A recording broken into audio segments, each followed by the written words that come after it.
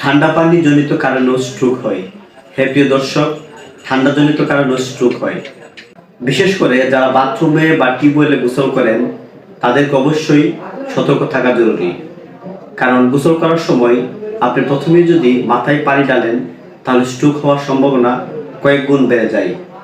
আপনি যদি প্রথমেই মাথায় পানি ডালেন তাহলে অতিরিক্ত ঠান্ডায় মাথার রক্তনালীগুলো সংকুচিত হয়ে যায় এবং রক্ত জমাট বেঁধে যায়, যার কারণে রক্ত চলাচল বন্ধ হয়ে যায় এবং কোল্ড স্ট্রোক বেড়ে যায় এবং কোল্ড স্ট্রোক হয়ে যায়।